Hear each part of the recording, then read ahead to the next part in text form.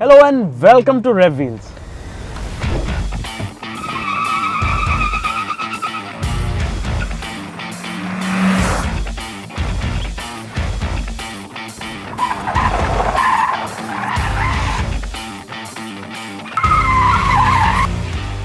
Now, there is no doubt that SUVs are the choice of vehicles today, with every other body style taking a back seat. But SUVs, they're supposed to be big, tall, spacious, comfortable and practical. But between all of that, what if you want a little bit of fun too? So can an everyday family SUV offer any kind of thrills to an enthusiast, but someone who cannot forego all those USPs that I just mentioned? Now, performance SUVs, they're already a thing. But you only get them in the slightly higher expensive price packets with M and AMG logos all around. But what if you want something more affordable? Well, Hyundai seems to have an answer with this. This is the new Hyundai Creta N Line. Let's take a closer look.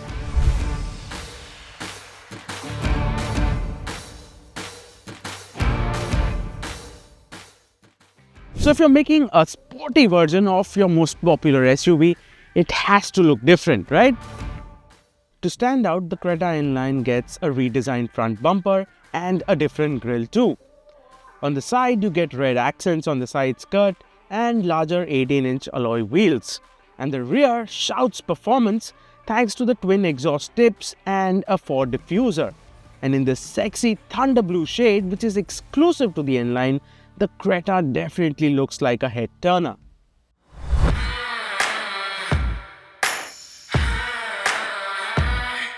Step inside and you're welcomed by this nice black sporty cabin.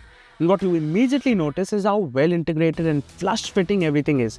You get none of those screens popping out. What you also notice is the N Line logo all around and this red stitching everywhere. It really shouts sporty. Now, talking about the seats itself, they're really comfortable, they're electrically adjustable and you get support all around. Now let's check out the back seats.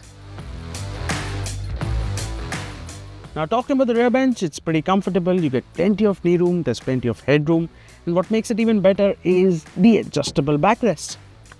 Now, the only thing missing here is the center passenger headrest, which is a must. Now, talking about the boot space, it's the same as the standard Creta, 433 liters, and you even get a 60-40 split, so you can load in additional luggage. The Creta was always a feature-rich SUV, and the N Line is no different. So you get a panoramic sunroof, dual 10.25-inch screens, dual zone climate control, ventilated front seats, wireless charging, leatherette upholstery, 8-way powered driver's seat, an 8-speaker Bose audio system, Hyundai's BlueLink connected car suite, electronic parking brake, LED lighting, and more. On the safety front, the ADAS suite includes forward collision warning, lane keep assist, dynamic cruise control, and more.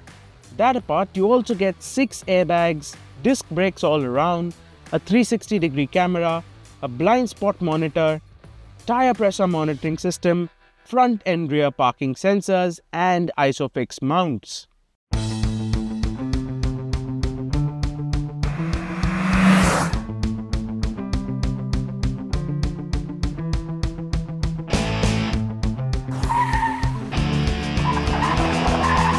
Now let's get to the important part. How does the Creta N Line drive?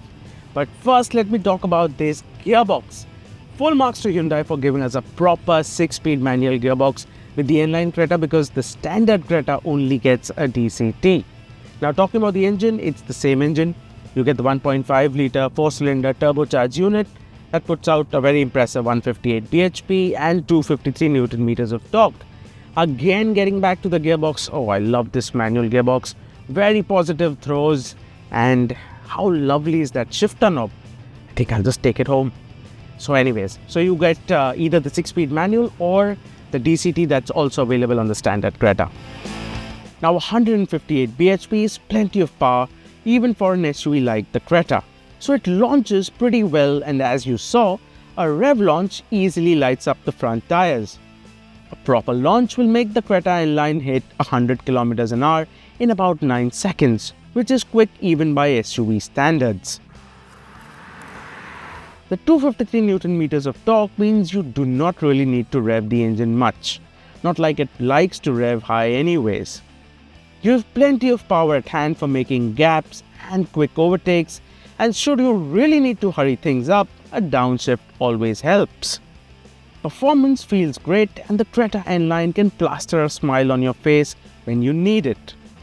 The only thing we missed was a meteor exhaust note that we got from the i20 N Line.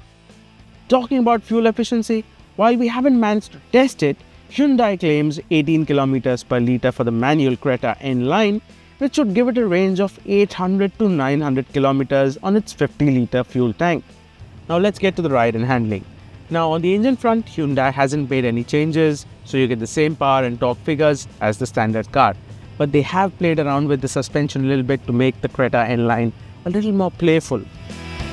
The reworked damping means there is a certain tautness which makes the Creta more pointy and eager towards quick direction changes. But Hyundai hasn't stiffened up the shock absorbers in a bit to keep the ride quality pliant. So when you do push it around corners, there is body roll, but it's not bad enough to let off the gas. So one can keep pushing till you finally encounter understeer. The steering has been tweaked too to add more heft, and it's noticeable. Overall, the Creta N Line offers a good balance of sporty handling and ride quality. Frankly, I really laud Hyundai for even making an effort to give us performance versions of their everyday products. And I say this because I don't see any other manufacturer trying.